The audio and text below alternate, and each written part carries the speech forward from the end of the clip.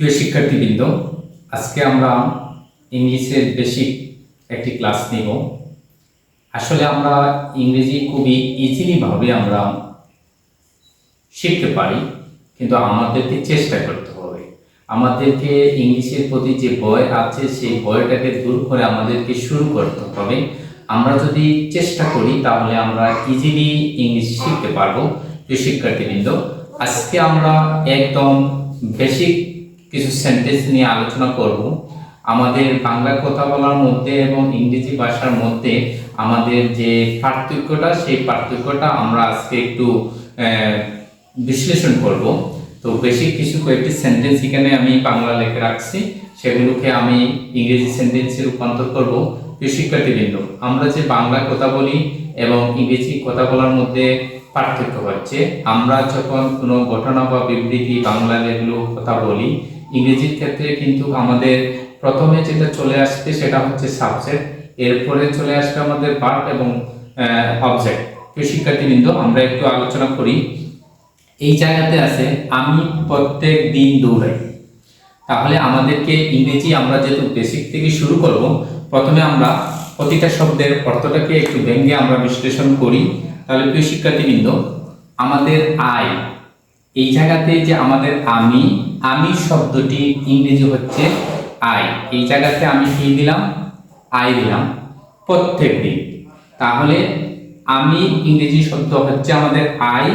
প্রত্যেক দিনের ইংরেজি ওয়ার্ডটা হচ্ছে এভরিডে।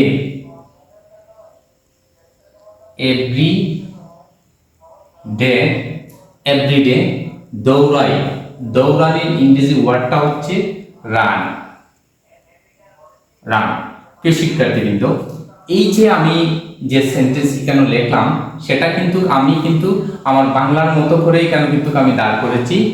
আমি ইংরেজি আই, প্রত্যেক দিনের ইংরেজি এভরিডে, দৌড়াই, এর ইংরেজি ওয়ার্ড হচ্ছে রান।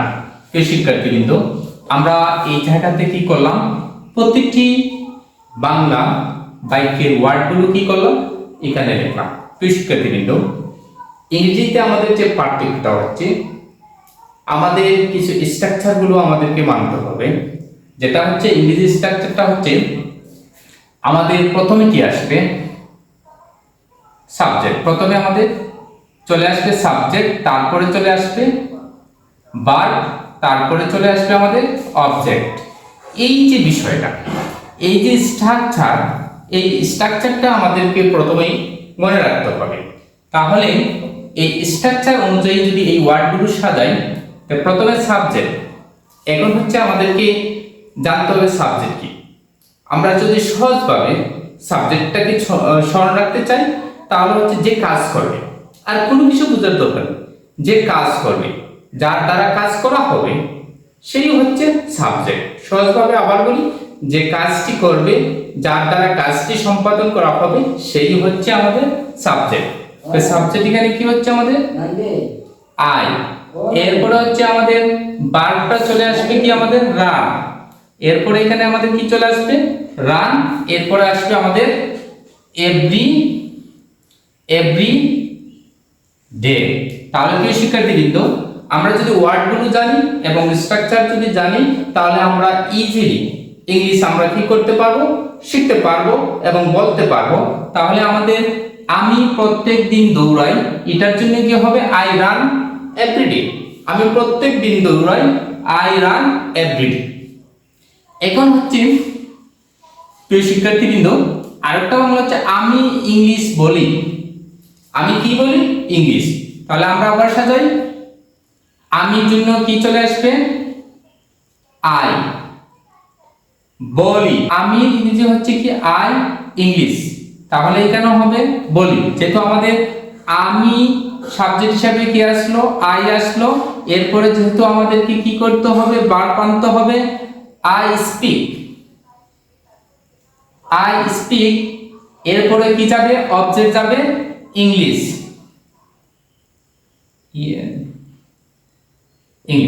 I speak English. আমি ইংলিশ বলি, আই স্পিক ইংলিশ। তাহলে আমাদের যে স্ট্রাকচার, প্রথমে সাবজেক্ট, তারপরে কি নিলাম? বলি, ভার্বটা নিলাম, এরপরে অবজেক্ট হিসাবে আমরা ইংলিশ নিয়েছি। তাহলে প্রিয় শিক্ষার্থীবৃন্দ, আমাদেরকে যেটা হচ্ছে আমাদের যে ইংলিশের বেসিক গুলো আমাদেরকে আসলে আমাদের যখনই আমরা টকিং এর ক্ষেত্রে আমাদের যে বিষয়গুলো হচ্ছে আমাদের প্রথমত হচ্ছে আমাদের স্ট্রাকচার জানতে হবে, এরপর হচ্ছে আমাদেরকে অনেকগুলো ভার্ব জানতে হবে। আর একটা জিনিস মনে রাখতে হবে, ভার্ব ছাড়া কোনো সেন্টেন্স গঠিত হতে পারে না। সেন্টেন্স হতে হলে এই জায়গাতে কি হতে হবে, ভার্ব থাকতে হবে। প্রিয় শিক্ষার্থীবৃন্দ, এখন হচ্ছে সে ঘুমায়, সে ঘুমায়, তাহলে আমরা সের জন্য আমরা কি দিতে পারি, হি দিতে পারি এবং সি দিতে পারি, যে কোনোটি আমরা ব্যবহার করতে পারি। এখন হচ্ছে ঘুমায়, স্লিপ, স্লিপ। প্রিয় শিক্ষার্থীবৃন্দ, স্লিপ মানে ঘুমায়। তাহলে একটা জিনিস মনে রাখতে হবে, আমাদের যেহেতু আমি এই সেন্টেন্সটা লিখলাম হি বা সি স্লিপ, কিন্তু কি সেন্টেন্সটা কিন্তু আমার পূর্ণাঙ্গ নিয়ম মেনে এখনো কমপ্লিট হয়নি। কমপ্লিট হতে হলে আমাদের যে বিষয়টা হি এবং সি, যেটা হচ্ছে আমাদের এই জায়গাতে কিন্তু আমাদের পারসন চলে আসছে। পারসন হচ্ছে থার্ড পারসন সিঙ্গুলার নম্বরের ক্ষেত্রে ভার্বের শেষে এস বা এস যুক্ত হবে। এজন্য আমরা এই জায়গাতে কি দিতে হবে, এস যুক্ত করে দিলেই আমাদের সেন্টেন্স পূর্ণাঙ্গতা পাবে। এরপর হচ্ছে তুমি গান গাও, না এরপর হচ্ছে আমরা নাচি।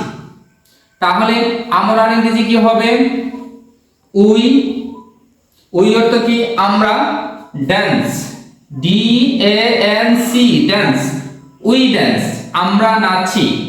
এরপরে হচ্ছে তুমি গান গাও, তুমি ইংরেজি হচ্ছে আমাদের ইউ, তুমি ইংরেজি হচ্ছে আমাদের ইউ, গান গাওয়া, you sing, you sing, you sing, you sing, তুমি গান গাও।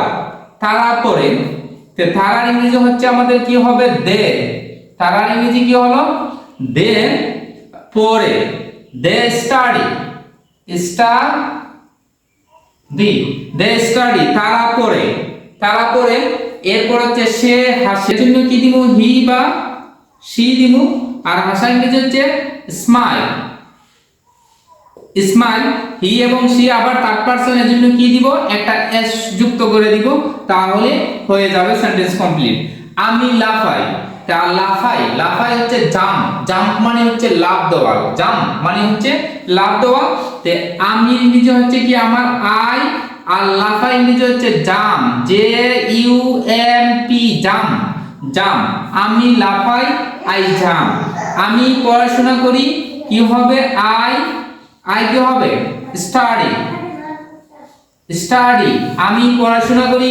প্রিয় শিক্ষার্থীবৃন্দ, আমরা এই জায়গাতে যে কয়েকটি সেন্টেন্স নিয়ে আলোচনা করলাম, সেগুলো একদম ইজিলি আমাদেরকে যেটা করতে হবে, আমাদেরকে এই যে আমাদের অ্যাসার্টিভ সেন্টেন্সের অ্যাফার্মেটিভ সেন্টেন্স, এখানে হাবোধক সেন্টেন্স গুলো আলোচনা করা হয়েছে, সেটা হচ্ছে subject plus verb plus object.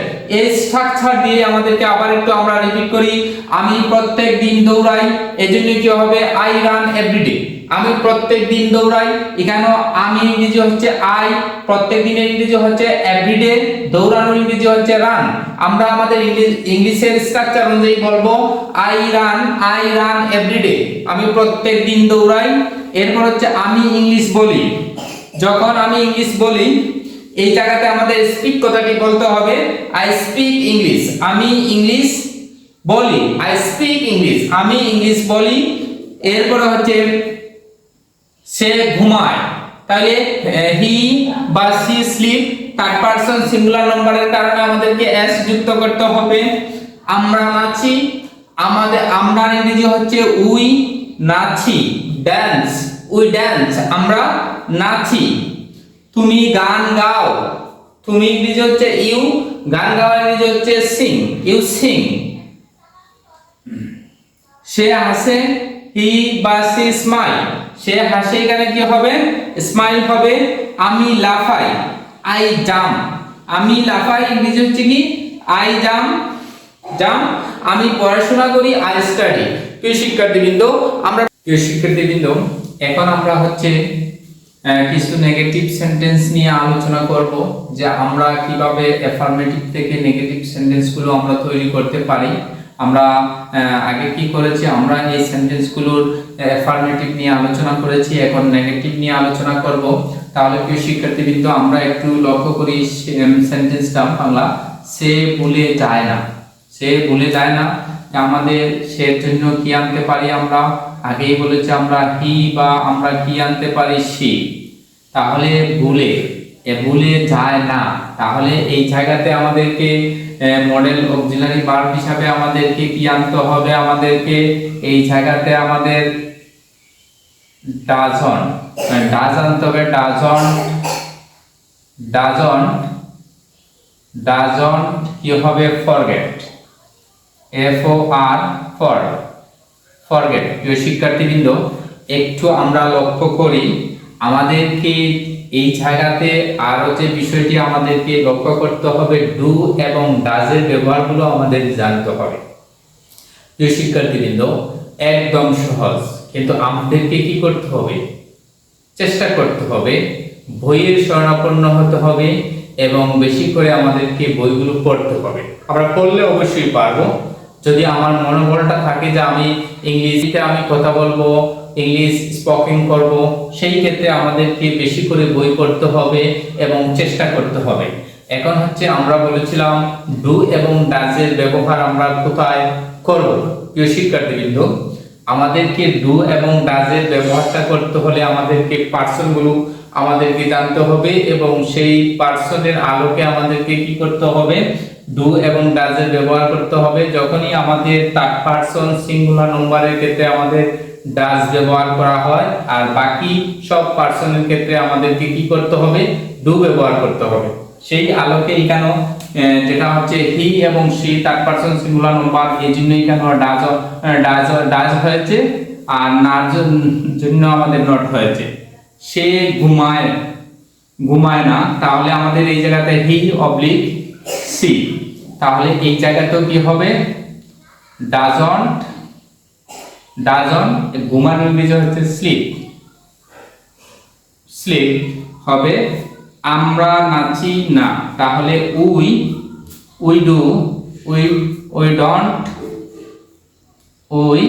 Don't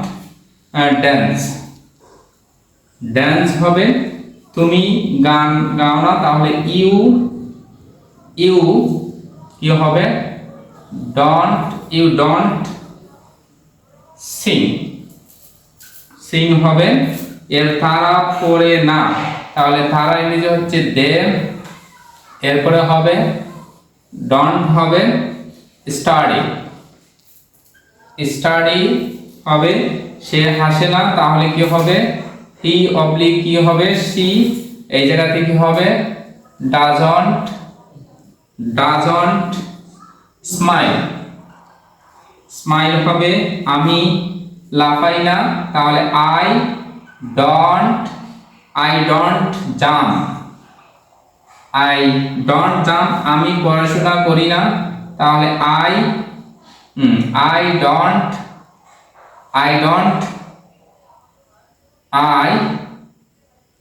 don't study.